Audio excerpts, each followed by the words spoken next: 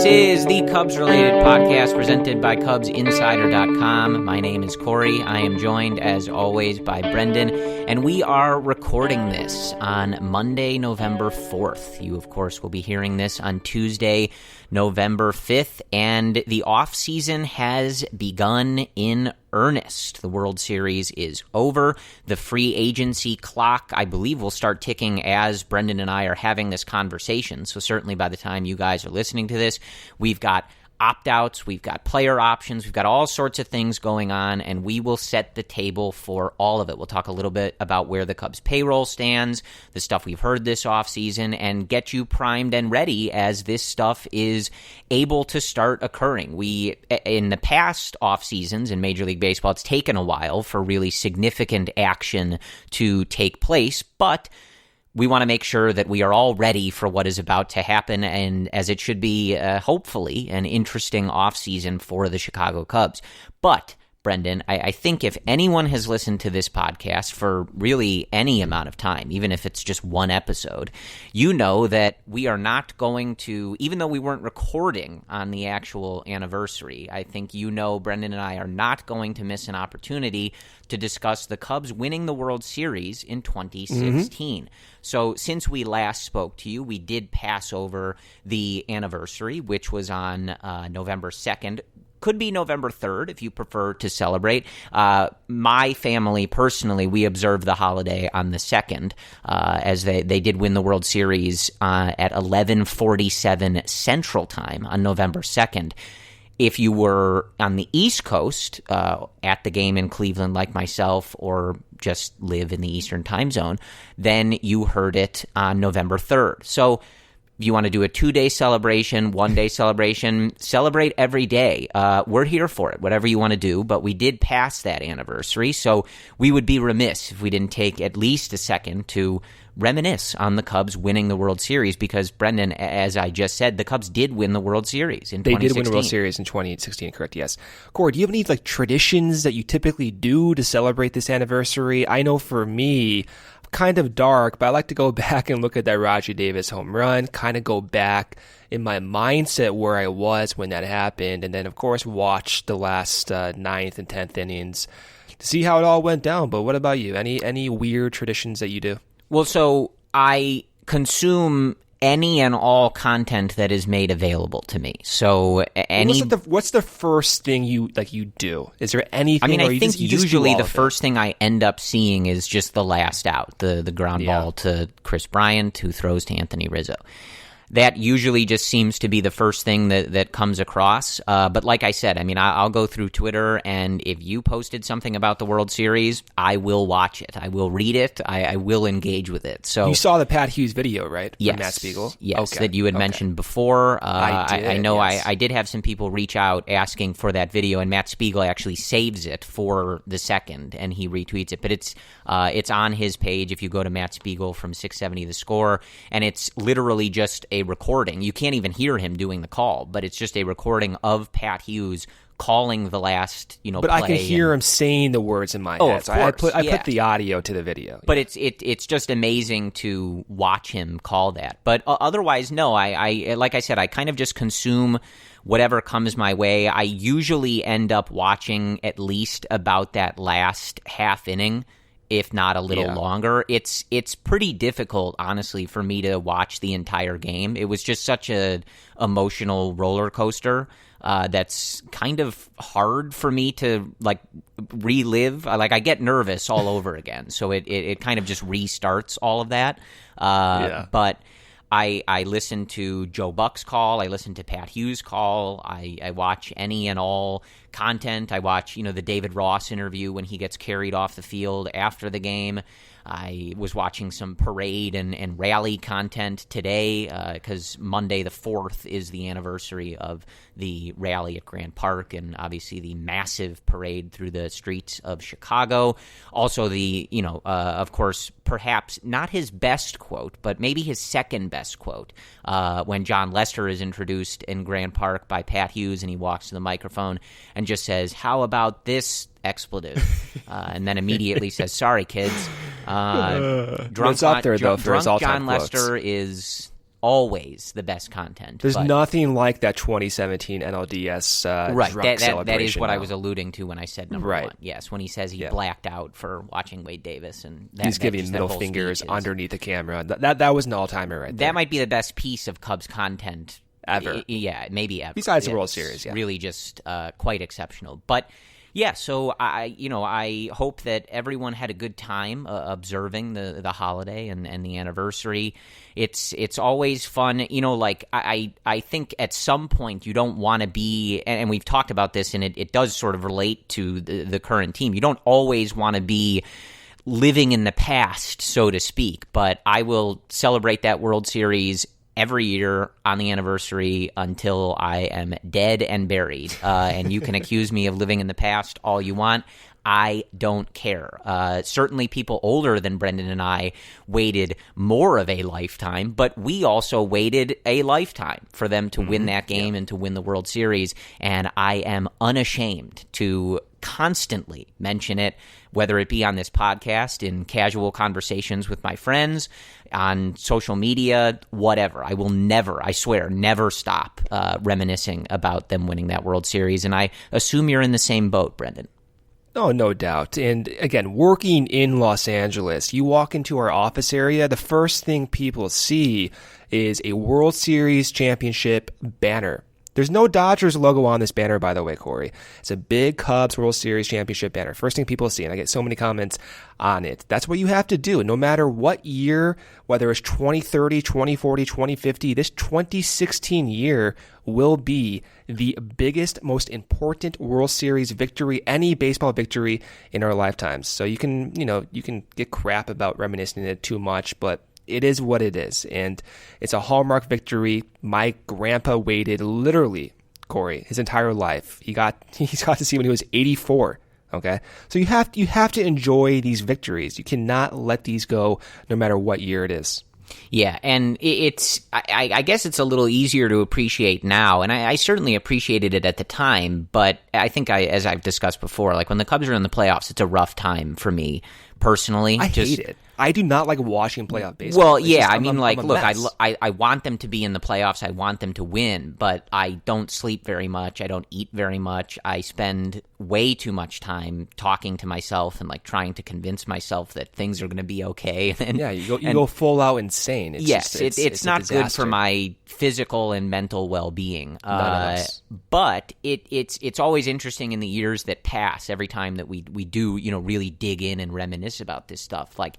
That series is insane, man. Like, and obviously it's sort of like stating the obvious, but it really is something that's a lot easier to appreciate when you know that they win and it's a few years removed. But that series is absolutely wild. And looking back at the way that some of those guys performed and the way that this team played when they go down 3-1 is amazing. It's absolutely amazing the effort that they put in to stage that comeback. And you think about Chris Bryant's homer in Game 5 off of Trevor Bauer to tie that game, which really feels like the most important home run in Cubs history.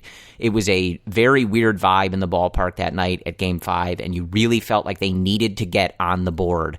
Especially with game. Andrew Miller in the bullpen right there. You know he's going to come in at the end of the 5th or end of the 6th or sometime in the 6th if you don't get a run right away. That was a huge home run, Corey. Right. And then Chris Bryant also starts Game 6 with a home run to put the Cubs on top. They had gone quickly with the first 2 outs. Chris Bryant is in an 0-2 count, and then he immediately puts the Cubs up with just an absolute bomb into the seats in left field at Progressive Field.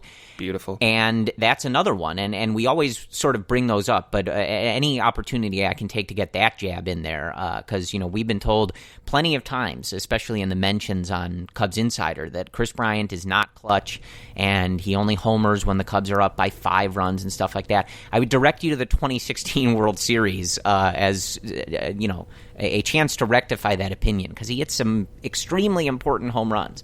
But then, just them running away with that game in Game 6, and then obviously the entirety of Game 7 is totally absurd. I think that it's easier for me to appreciate now what a wild baseball game that was. I think for people, similar to us perhaps watching the Nationals and Astros last week in Game 7, like what that must have been like for people who weren't emotionally invested. Like that was an amazing baseball game. Impossible for us to really, truly appreciate because I was an absolute wreck at that game. But it's crazy. So, yeah, I think that obviously we could talk about this for 5 hours if we wanted to. I mean, I'd be happy to do a live watch of the entire Game 7 and just talk about it. But at some point, there is a bad idea, actually. At some point, there's a 2020 season that we do have to get on with at some point. So I think we'll leave it at that. However you guys enjoy that anniversary, or if you don't enjoy it at all for whatever reason, I hope that it was good, and we're going to keep doing that. Hopefully we have more dates in the future where we are also reminiscing about other World Series championships, and then eventually like the entirety of the month of October, November podcast schedule is basically just us talking about the Cubs winning multiple World Series, but for now, we will settle for November 2nd or 3rd, whichever you prefer to state that the Cubs won the World Series. But let's get to this offseason and where we are. Like I said, free agency starting to get going here. We're several days after the World Series ending, so things can really happen in earnest, and we can get this offseason cooking. So we do have some moves that the Cubs have made that we can talk about, and I think that will really set the stage for their free agent decisions, their trade decisions, and everything else. So just to get the housekeeping out of the way, and then we can kind of pick and choose, Brendan, wherever we want to go. In the least surprising decision, the Cubs do exercise Anthony Rizzo's team option for $16.5 million.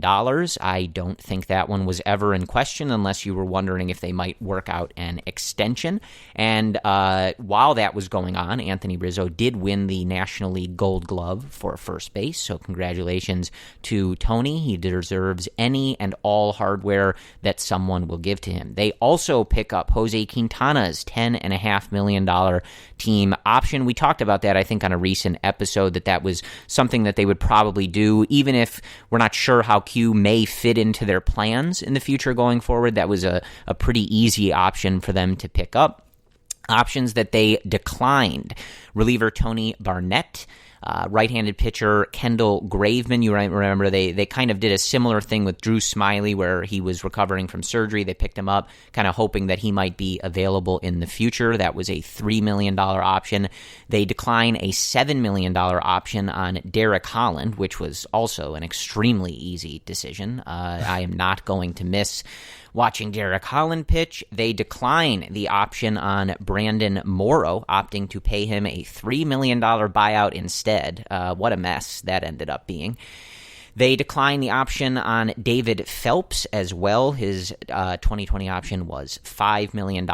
In some roster moves, the Cubs add right-handed pitcher Colin Rea, I'm not sure how to pronounce it, honestly. That's one of those Cubs-related podcasts. I believe it's Ray. But okay. What do I know? Rea, I don't know. Ray. Maybe it is Rea. Apologize to Colin for mispronouncing it. Yeah. And they remove righty Alan Webster from the 40-man, and the other bit of news is that the Cubs will not, and I think we talked about this as well, they will not tender a qualifying offer to Cole Hamels. I don't remember exactly where we both landed on that, but I'm definitely not surprised at this. The qualifying offer this year is $17.8 million. And I think when we discussed this, I think the issue was, I don't know if you want to be paying Cole Hamels that much money. 1 year, but coming off the injury, obviously didn't look great toward the end of the year with the Cubs in 2019. So not really sure you would have wanted him to pick that up. I think it's possible that the Cubs re-engage Hamels and discuss a different deal on different terms, but I'm not really sure you would want to take the risk at around $18 million for him without exactly knowing what you're going to get, and especially considering we're not sure how much money the Cubs are going to have to work with, which is sort of a discussion we will get into, and one that is an entirely separate discussion. But Brendan, I just wanted to start with those moves that we did see, the options exercise declines, not QOing Cole Hamels. I don't think anything should surprise you there. Maybe Graveman, but other than, anything stand out to you amongst those early moves here? Well, the Graveman one was surprising just because you ask yourself the question, okay, if we decline this option on Graveman, why did we even sign him in the first place? And is it because we don't have the money now? Is it because the Craig Kimbrell signing that carries over to next year is taking away some of that financial flexibility? Or is it that Graveman's rehab was not going as planned? We don't know. And so I think it's dangerous to assume that because the Cubs did decline Graveman's contract, his option, that they simply don't have the money. I don't think it's like that. Like, it very well could be. They just did not want to run that risk, and they rather give his spot on the 40-man when he comes back to someone else. Give us someone else a chance, like they put Colin Ray on the 40-man. Maybe you want to give someone else a chance as well. So I don't think that move in particular is going to signal that the Cubs simply can't spend, or they simply don't have the payroll flexibility by keeping Kendall Graveman. I don't think that's the case. I understand if you're thinking like that, though. My first reaction was, oh my God, we can't afford $3 million. We are screwed for this offseason. That was my first reaction. But you think about it, you and I talk off the air, it's not necessarily cut and dry like that. Yeah, again, look, we'll see where the payroll stuff works out. And again, we're going to have a lengthier, set the table discussion on this in a few moments. We got all the numbers, don't we? Yeah, in a few moments here. But I think we do have to wait and see on this. Like, this is a guy who was coming back from Tommy John surgery and, who wasn't anything close to like a slam dunk. Like, if this guy gets healthy, he's going to be amazing, right? And so I don't think that we should be reading into this as any indication of what the payroll is going to be. Maybe they didn't like the way his rehab was progressing. And like you said, Brendan, maybe they just want to take the risk somewhere else. And I was complaining about the other deals in years past. Like, I never liked Bryant Dunsing at $3.5 million at an annual average rate. I did not like that. I didn't like, spreading out the money on these seemingly low risk, high reward guys. Well, and part of the problem is that they add up. And I think whether we expect the Cubs to be super flexible with their payroll, not flexible at all, slashing payroll, wherever you think they may end up, I do think you have to remember that even if these deals are small, they do add up. And no matter what, the Cubs are going to be pushing a top-tier payroll, and they're going to have to make creative moves. They're going to have to play within some budget, right? Whether you want to get into the, Tom Ricketts has a lot of money, he should spend infinitely. That's a separate debate and not super practical here, whether even though I do agree with it. We have to remember, there's going to be a set number. That's just how this works. That's how businesses work. And there's not really much point in pretending that that's not the case. And $3 million may seem like a small thing, but again, coming back from injury, not really sure what to expect when he is healthy and gets going. And is that a risk you want to take? Or can you allocate that money somewhere else in a more surefire fashion? And I think that's probably what this is. But again, I think you have to take somewhat of a wait-and-see approach with exactly what the Cubs are doing. But I just think that it's so far from a sure or reliable thing that I'm not really willing to read into that as any indication of the payroll stuff. And just to wrap this up, and then we can, I'll let you, Brendan, kind of go further into the payroll stuff. I think this was all pretty much what we would have expected as far as these options and all of this stuff are concerned. Personally, I would like to see them work on an extension for Anthony Rizzo. That's just one of those things where if Anthony Rizzo plays a game in his career for a team that isn't the Chicago Cubs, we're going to have a big problem, just from me personally. And I don't care about how he's going to age or anything like that. Like, Anthony Rizzo's a Cub. There can be no discussion of the contrary. So he needs a lifetime contract, and they just got to figure out how to make that work. I thought that picking up the Q option was kind of a no-brainer. I mean, again, like where you see him fitting into the Cubs rotation, whether you think that he could be someone, that they could look to trade as they maybe are trying to move things around this offseason. That's one thing, but you're going to have to replace, he eats a lot of innings. He's very reliable in that regard. He gave the Cubs a lot of very good starts last year, even though there were some clunkers mixed in there. And $10.5 million just isn't a lot for a quality starting pitcher. And if you want to move him or didn't want them picking up that option for whatever reason, you got to tell me where you're going to get those innings from, because it's not really that easy. So other than that, nothing really stood out. Again, like I think you and I both liked the Brandon Morrow thing when they did it. It's a real shame that it's worked out like this. I think obviously you don't want to be in a situation where you're paying a guy $3 million to just go away rather than keeping him. But obviously, over the last couple of years, they tried with the rehab. They did, the start, stop thing with that so many times. And at some point, you just have to move on and just say this isn't going to work, and we need to just cut our losses here. So it's unfortunate, but I think that is the right choice. So other than that kind of sets the stage with the moves that the Cubs have made to get things started here, again, with not QOing Cole Hamels, so he is a free agent, free to sign anywhere he should like. Other than that, I will just note that of the Cubs we saw on the roster last year, the free agents from that group are Nicholas Castellanos, Xavier Cedeno, Jonathan Lucroy, Ben Zobrist, Steve Cishek, Cole Hamels, Brandon Kinsler, and Pedro Strop.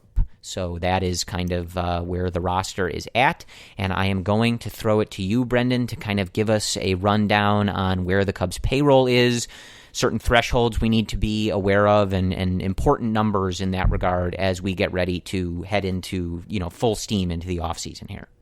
So the Cubs right now, they are projected to have an opening day payroll of $215 million. And again, the range here could be from 205 to 215, maybe 220, depending upon arbitration. But if we go to CottsBaseballContracts.com and we download their spreadsheet for 2020, we calculate in the taxes, we calculate in the player benefits, we go to MLB trade rumors, we plug those arbitration projections in. Right now, they're at $215 million. The luxury tax threshold for 2020 is $208 million. So right now the Cubs are already above it. There's basically no way they can go below this unless they make just a complete wreck of this roster to get underneath it. There's no way. They're going to be above it again for the second straight year, which means every dollar over $208 million is taxed at a 30% rate. So what does that mean? In 2019, the Cubs had the second biggest payroll in the league. $240 million is what it's probably going to end at. That's only $2 million under the Boston Red Sox, and that is $5 million more than the New York Yankees. So the Cubs spent an enormous amount of money in 2019, and that includes Craig Kimbrell's contract. And even if the Cubs did not sign Kimbrell and they kept Ben Zobrist on the roster the entire year, that 240 marker stays exactly the same.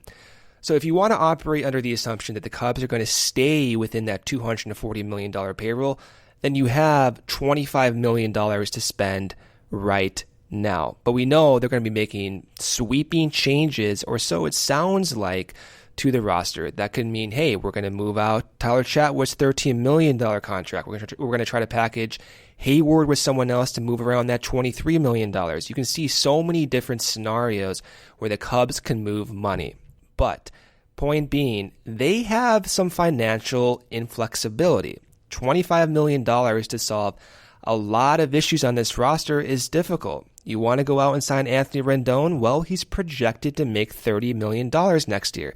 That immediately puts the Cubs at $245, absent of any other move.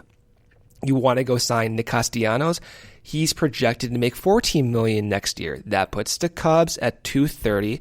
And again, you're not having a lot of flexibility. So the Cubs 100% have to go out there and move around money.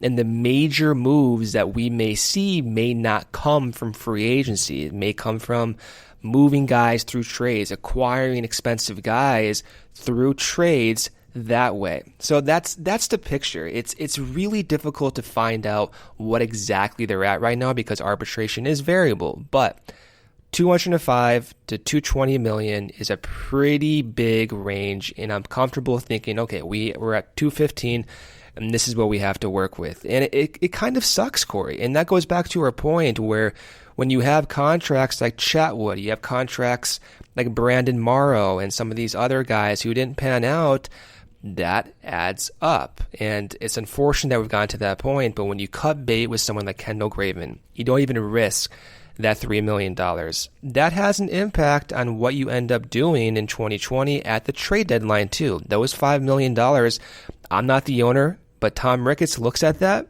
may not want to be that flexible, and justifiably so. Theo's done a terrible job over the last 3 years in his free agent signings.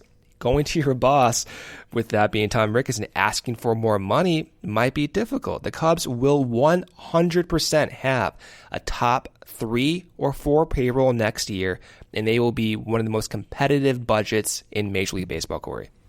Yeah, so this is a very nuanced issue, right? And also one, like I said, where you really have to let it play out to see exactly what we're working with here. But I do understand the kind of rampant concern. Tom Ricketts went on 670 The Score, and a lot of the sound bites certainly don't inspire confidence that the Cubs are going to do whatever is necessary to make this team better and fix the issues that they had. And so I would preface this entire conversation by saying, and I think I speak for Brendan here, but you can correct me if I'm wrong in that, like, Tom Ricketts has a lot of money. I said this before. They should spend as much possible to make this team competitive and get them back to winning the World Series. Full stop. That's how it should be, right? However, right, that is not how the world works.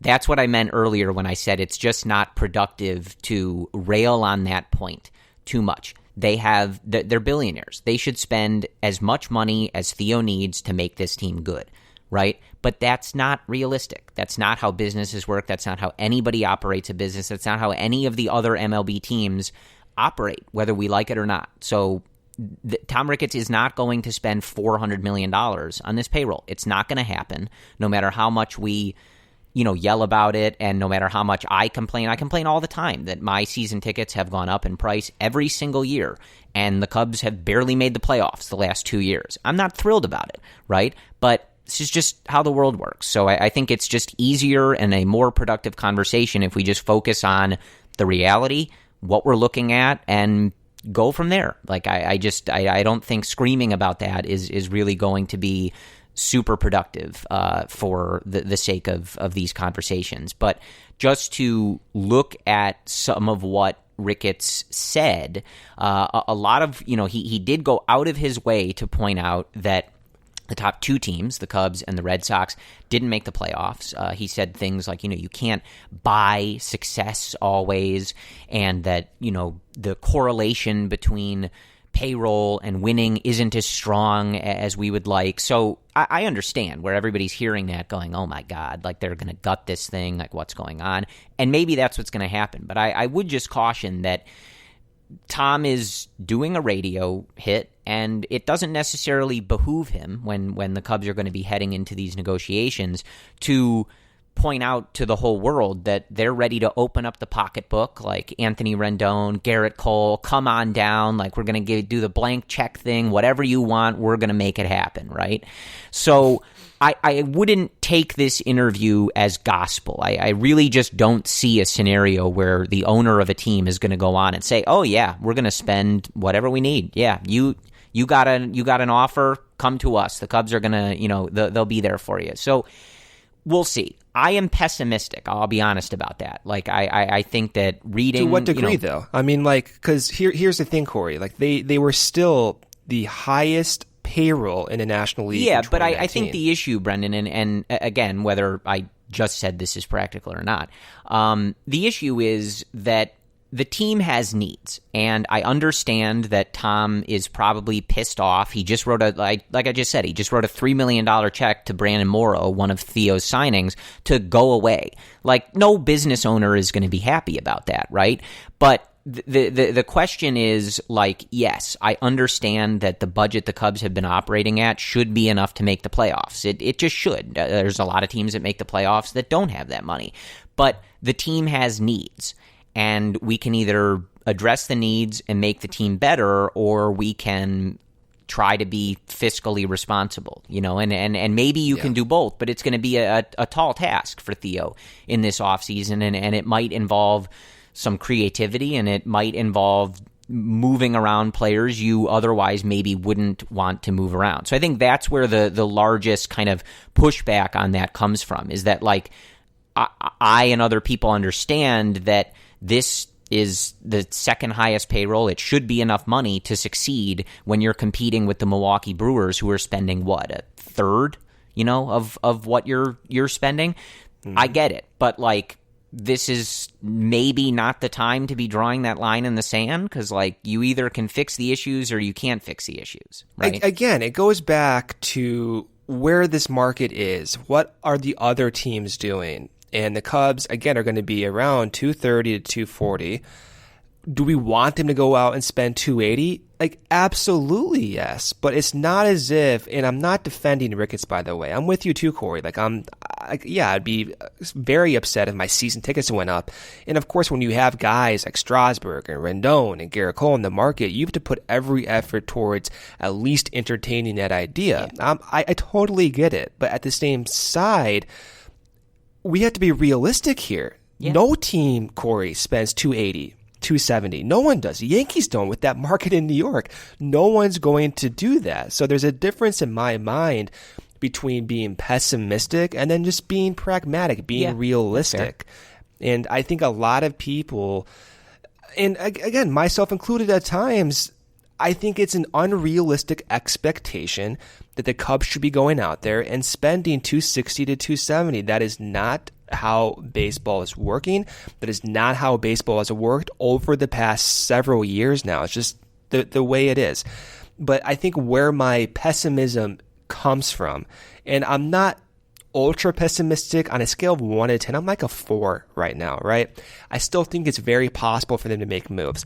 I am most pessimistic about moving a contract like Jason Hayward or Tyler Chatwood around, because if we were to do that, if we can move out Jason Hayward and move out Tyler Chatwood and eat maybe like half of their salaries, 75% of their salaries, that would mean you're saving between $15 to $30 million next year. That can be easily dispensed to a mid-tier starter. Could be easily dispensed to even someone like Anthony Rendon. And that's where you come in and you can stay within your financial boundaries and not get too crazy while improving the team and going out there and signing the big guys. Right. My problem is, though, it's difficult on paper to see that happening. It's difficult on paper not only to trade Hayward, to trade Chatwood, but then to follow up with signing someone like Rendon in a timely fashion. That's where I see it being unrealistic. And because of that, I'm not expecting Rendon. I'm not expecting Strasburg. I'm not expecting Cole. I'm more so expecting guys to be moved around like Contreras, maybe Almora for a flyer, and the improvements coming that way.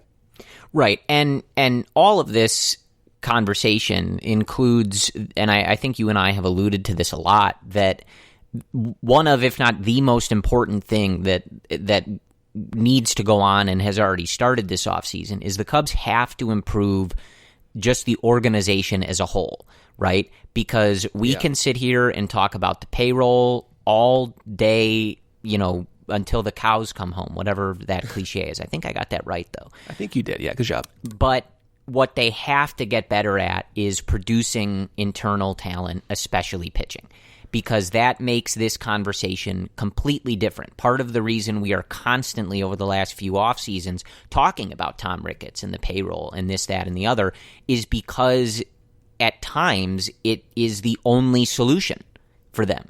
Right? Like there's just times where it would be lovely to say, oh, can we put together a bullpen with just guys that are on minimum salaries that we drafted, that we developed, et cetera, and that's not possible, right? And we've seen some guys push through, right? Rowan Wick being a great example of not someone that they drafted, but someone who was within their system that they brought up for cheap and had, played a huge role for them down the stretch in 2019.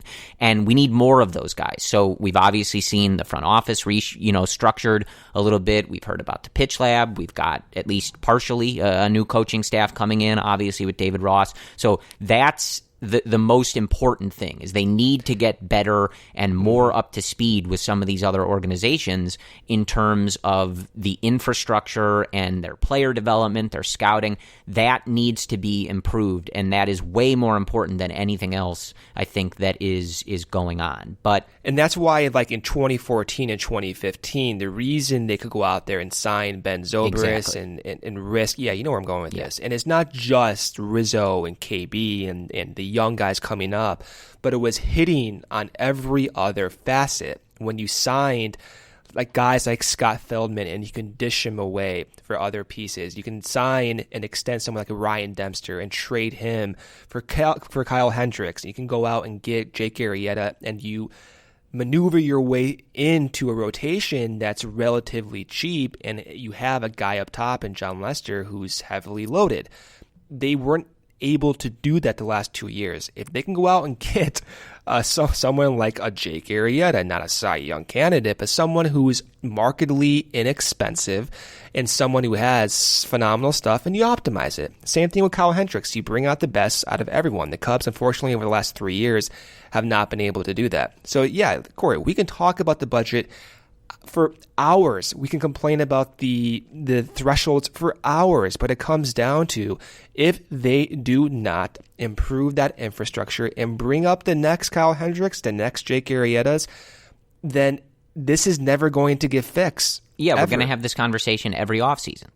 Every single offseason. So that's where I'm at. And there's a lot of guys on the free agent market right now, and we have all their projected contracts by Fangraphs, which is probably, I think, one of the better outlets for projecting these types of deals. Kylie McDaniel in particular is the one who does this. Pretty good success rate on a year-to-year basis. And they also crowdsource these projections as well. So, I mean, we can go through these players, and of course, you and I are going to say, oh yeah, of course, this makes sense. I want that guy. But just to set the entire stage, right? The number one free agent, Garrett Cole, projected 7 years, $35 million per year, $245 million overall. And then number two is Anthony Rendon, $210 million over 7 years. Then we have at number three, Steven Strasburg, 5 years, $30 million per year, $150 total. I'm going to give the next two guys, and then I'll just read off a few more names. We have Josh Donaldson, who I've actually seen the Cubs connected to just in like discussion amongst Cubs fans. Very expensive deal, Corey. 3 years, $24 million per year. That's a big contract for a guy who's 34 years old. The number five guy, he just actually came back to the Red Sox, but it was JD Martinez.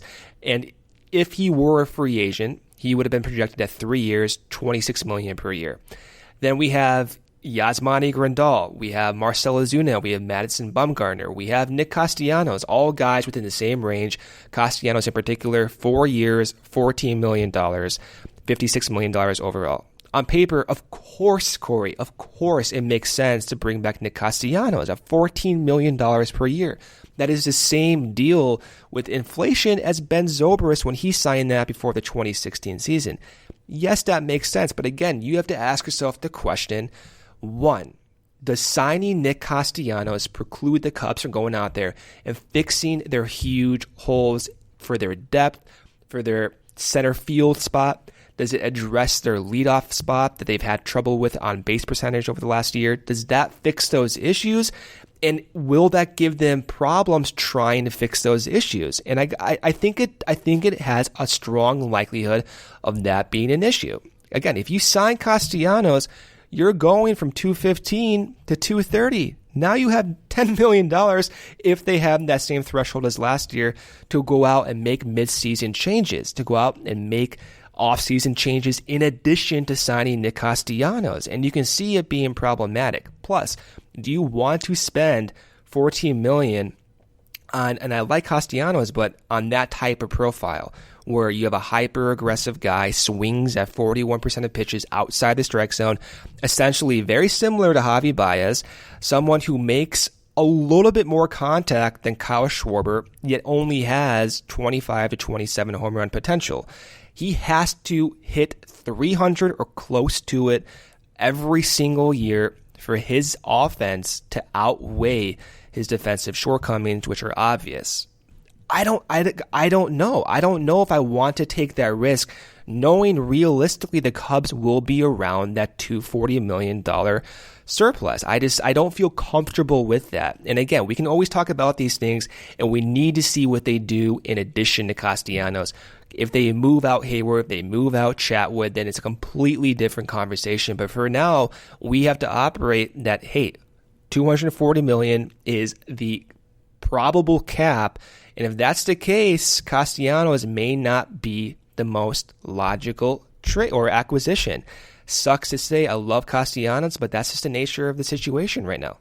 Yeah, so this offseason is tricky for me, and I think that's why I have yet to and probably won't really state, like, this is what I want to happen or this is what I think to happen, because this is one of those off seasons where you really need to see, like, Theo's matrix of decisions to really understand pretty much any single thing that happens. I mean, even talking about, and we talked about this, like the $3 million option being declined for Kendall Graveman. Like, I understand why people are looking at that and being like, oh my God, they don't have any money, whatever.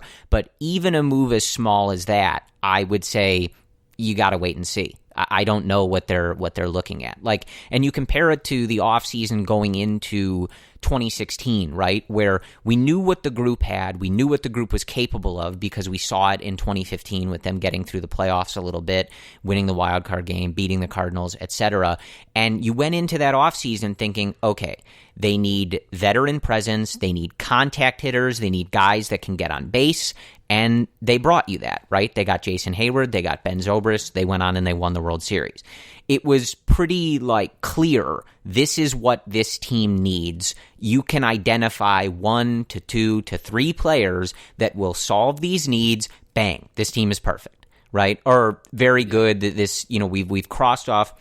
I think as Theo has said many times, you kind of try to identify those things that will create the hurdles along the way for the roster. And you did that. You could identify it very easily. There were fewer problems. There's more problems. Yeah, of course, right. This is a way more difficult thing, and it's only exacerbated by the fact that we are reaching the end of this period. I don't like to use the word window because it just gets confused a lot. But you're getting to the end of some of these guys' contracts, right? Bryant, Rizzo, Javi Baez, and that marks that's a pretty significant time marker for how we're operating in all this. So this offseason is even a little more confusing when you start to consider and remember that you're going to have to make decisions on these guys, right? Whether you want to extend them, whether you want to trade them because you're not going to extend them and you don't want them to become free agents. Whatever it is, right? Like, you're getting to that point where you need to know, and this is what I was talking about, like with Theo's matrix, right? Like, what are you planning on doing with Javi Baez in 2 years? What do that informs who you're looking at in terms of these free agents. That informs the length of certain contracts. It all goes together, and without knowing exactly what they're thinking, it's difficult to decide on some of these things. And so I agree with you in a general sense, like on someone like Castellanos. Loved him. I think we spoke probably more glowingly of him in the few months that he was with the Cubs than most people that have been on the Cubs since we've been doing this podcast. So I don't think you guys need to look too far for how we felt about Nicholas. But I think you're right, Brendan. Like, without knowing what the payroll limits are going to be, what other moves they might make, whether it is feasible to move certain contracts or move certain guys, and what the return would be, that's a tough contract to just say in a vacuum, yes, they should do that, because it doesn't address all of the problems. So I think the way that I am approaching this particular offseason is I don't really have any specific targets. I'm not going to shoot for the moon here, but I just want them to make the team better. Like, that's my simple stance. Like, they need more depth, and they need guys that have a better, more contact-driven approach added to the offense. They need to improve the depth and the strength, especially in those high-leverage roles in the bullpen, and I would like to see them add some kind of depth toward that middle or top end, maybe, of the starting rotation. I think that those are the areas of concern for me, and if they can improve those things, I will feel pretty good about it. I think that, you and I talked a lot about thinking that the team last year should have been better than they ended up. And there's many ways and reasons you can dig into as to why they were not. But I don't think that they should have won as few games as they did. So, I think that's important to remember. You do have an awful lot of talent on this team. Hopefully a lot of these guys, Chris Bryant, Javi Baez in particular, are healthy for the majority of the 2020 season and not dealing with some of these nagging injuries that pretty obviously take down their production. Overhaul their medical staff, by the way. So a lot of the guys we're accustomed to seeing, Tim Buss, for example, he's off to the Los Angeles Angels.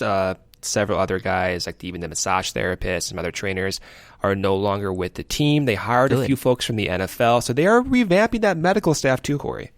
Yeah, good. That was one of those where it's like, look, we're not in the clubhouse. I'm not a doctor, right? But there was many, many times, and we discuss it every time in this podcast, where what they decided to do with the, not getting the MRI right away or letting guys play through stuff even though their production tanked exactly to the day when the injury happened. Javi, a lot of those Chris decisions Bryant, all of them, they just didn't make sense to an outsider, and we never got good answers as to why they should make sense. So I'm fine to see a new group come in here and hopefully get some better results. But again, like, I know that, maybe some people have more definitive plans that they want, but I just think it's very hard to handicap this offseason for the Cubs without knowing all the stuff that's going on at once. I think this is one of those off seasons where you really can't make any move without kind of projecting each move and piece on the chessboard 10 moves in advance. I just think that's how they're going to have to operate this. And it's going to make for some interesting decisions. I think you're going to hear pretty much anything be on the table for the Cubs. I mean, obviously, I think the most rampant is discussions of Chris Bryant, that grievance still going on, and that just seems to be in rumors, and especially amongst fans that don't appreciate him as they should. That is, I think, the most pervasive rumor, but I think you're going to hear all of it, because, again, assuming that we are operating within some structured financial cap, right, like Brendan laid out, I think you have to assume that Theo is going to be open to just about anything as far as restructuring this team and trying to put them in a better place to have a more successful season than they did in 2019. If I was shooting for the moon, right, like, honestly, I think more than anybody, because he became available recently, I would want Steven Strasburg. I've always... I don't know about that. I just always loved him. I can't do these injury-prone guys. Like, my anxiety just ramps up. I love Strasburg. I understand that. And like I said, like, this is also, like I said, kind of like shooting for the moon, operating like money is no object, right? So if he, isn't healthy, whatever, right? You're just throwing money at whatever. But, dude, like, his changeup on like back-to-back days. I get it. It's just like I want that arm to stay alive. That's my main issue. I just love the guy. I have a spot for his abilities. You know how I feel about changeups, Brendan. I know. So you get that on one day, you get Kyle Hendricks throwing his the next day. It'd just be all changeups all the time. It just kind of gets me going a little bit. But look, like I think if you watch those playoffs as well, like Anthony Rendon is amazing. He's an amazing defender. He is an incredible hitter. Would you hitter. rather have Rendon or Strasburg with these financial restrictions that we've discussed?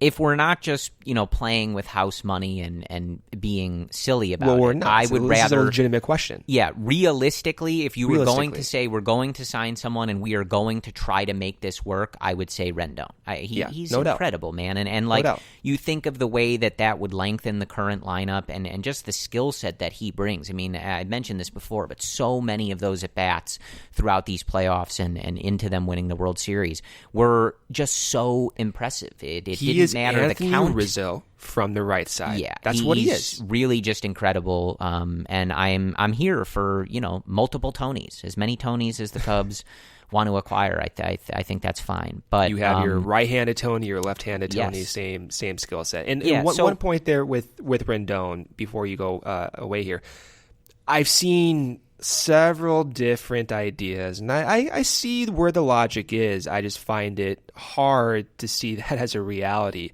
where you sign Rendon and then you trade Chris Bryant. Again, the obstacles that each one of those acquisitions or transactions present is enormous. You have to trade Bryant for a return of value, and the other team has to be willing to trade prospects and take Bryant's $40 million in projected arbitration over the next 2 years, rather than signing someone like Rendon themselves and not having to deal away their prospects or current guys on the team. You know what makes the most sense is signing Rendon and keeping Chris Bryant, moving him to the corner outfield. Now you have Bryant, you have Rendon, you have Baez, you have Rizzo, and you have a really stable lineup. Let's just do that. That's what I'm saying. So, if you're going to go and trade Chris Bryant because you're thinking, now we have Rendon to replace him, I don't think it's that simple, and I have a hard time seeing how every single domino can fall into place for that to happen. Plus, why would you want to do that? If you're trying to win next year, you can, again, put Chris Bryant, protect his knee, protect his shoulder, put him in right field in a more of a physically easy, easy position to play. That seems like the best scenario for at least my point of view. I can't see that happening, trading Bryant and signing Rendon. Yeah, I mean, I don't think I can be more definitive that just about the last thing I want them to do is to trade Chris Bryant for any reason. So I'm certainly on board with that. But yeah, look, I and maybe you guys were hoping for, and I wish I could provide a more structured outline of what I think they should do or what I want them to do. But I really just can't without knowing exactly the budget they're working with and exactly how plausible moving certain guys is, extending certain guys is. I think that all of that really informs this, because you have to operate under the assumption that it's going to be a tight financial situation, whether it's more positive or less positive, right?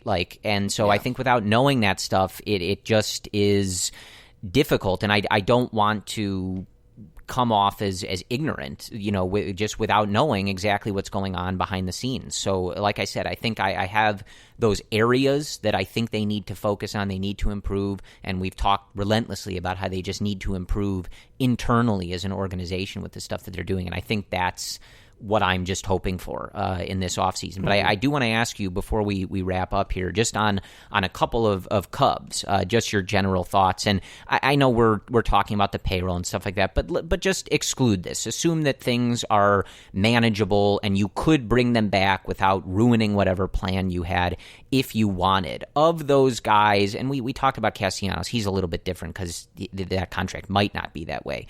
But guys like Ben Zobrist, Steve Cishek, Brandon Kinsler, even Cole Hamels or Pedro Strop, those guys who have elected free agency and are not Cubs anymore. Any thoughts on those guys? Any of them you desperately want to see back? Someone like Zobrist in particular is a pretty interesting situation going forward here. If he does indeed, I think he's expressed the desire to continue playing, but that's probably not a sure thing. Any thoughts on those kind of for now former Cubs? Yeah, no on Kinsler, the injury history, the pec issue, the multiple issues he had at the end of the year. That's a no-go for me. So no on Kinsler. Zobrist, I'm guessing he's not going to make more than $3 million, $2 million on the open market. And again, I know you said you can't think about the payroll, but realistically, this is what we're operating under. Zobrist bringing him back for that price, $2-3 million, would be an incredible deal. Not only because of his on-the-field value, but you look at someone like Nico Horner, who is a second baseman as well, and you know what Zobrist brings in addition to just his presence on the field. He's a guy who is a scout in a player's body. So I think Zobrist would be an incredible signing to bring back. And someone like Pedro Strop, again, I'm operating under the same assumption that he's not going to be that expensive. Right. So a $2 million deal for Strop, someone as a rebound, makes sense. What happened to Strop last year was early on, he had several different injuries. The hamstring, the neck, I forget whatever else he had. And the moment that happened, his velocity sank. His health sank. Everything else could not follow suit.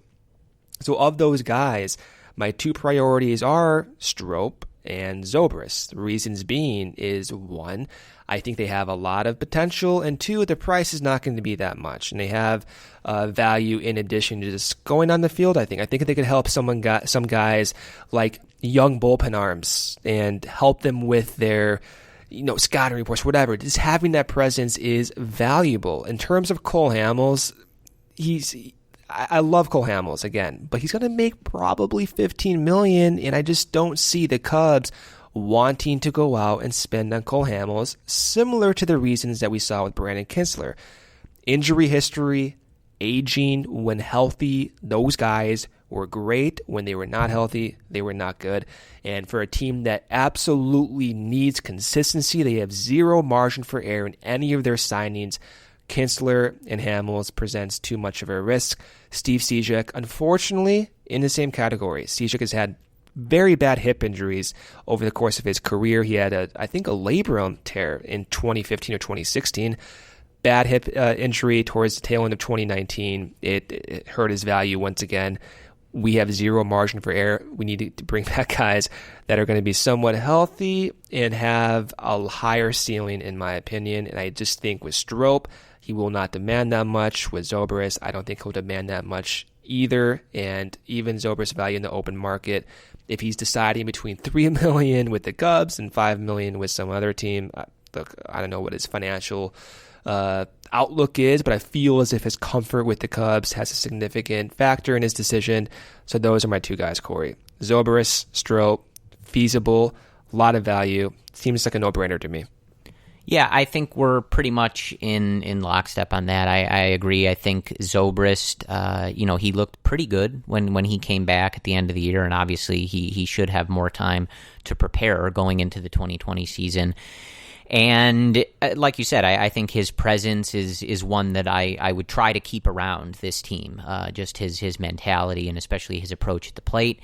And, and as long as him and Strop are reasonable contracts, I would have no problem bringing them back. And just on Strop, I don't want his Cubs career to end the way that it would if he left at this point. He was hurt, and it just wasn't a good way for a guy that's been so important to this team to go out. And I think that, that's another one where it's obviously probably the polar opposite personality, right?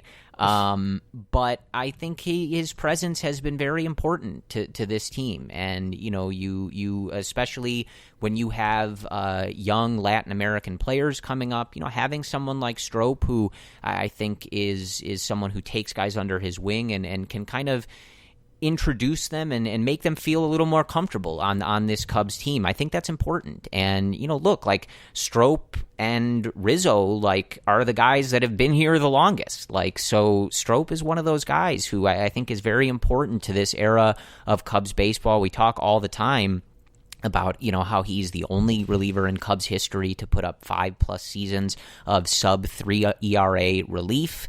And, it was a struggle for him at the end of the year. There's no denying that. But I think if you can get him healthy and on a good deal, I think what he has done for this team, what he means to this team and the clubhouse is stuff that I would try to keep around.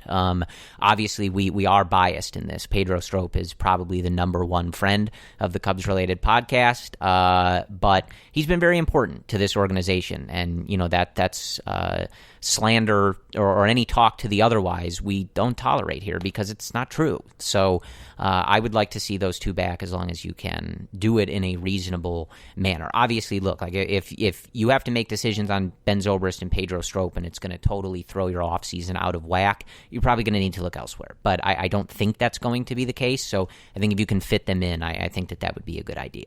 Yeah. But other than that, I think that's about where we are. And I think for now, we will plan on talking to you again next Tuesday.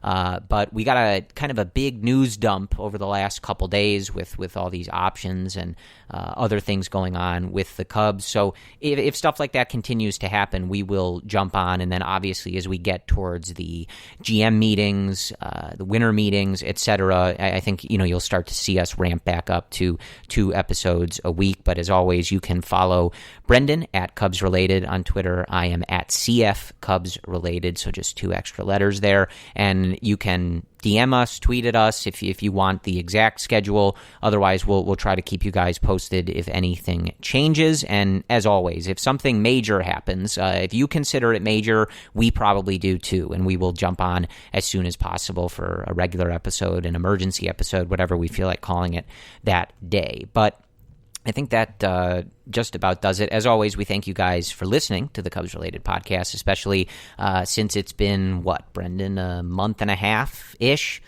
month and a week since the Cubs actually played a baseball game. So got a long way to go. Yeah, and it'll be a lot longer, yes. But we appreciate you guys listening during this time. I know that, once the season ends, I'm sure all of you have other things to do and other interests that pick up, so we appreciate you guys tuning in and still engaging with us on social media and stuff like that. It means a lot, and we will try to continue to pay that forward by putting out good audio when it is applicable. But other than that, we thank you guys for listening. As always, never forget we're just a few days removed from the anniversary of the Chicago Cubs winning the 2016 World Series. Never stop celebrating that date. And whether they haven't played for a month or we're getting ready for a game tomorrow, we always end by saying, "Go Cubs."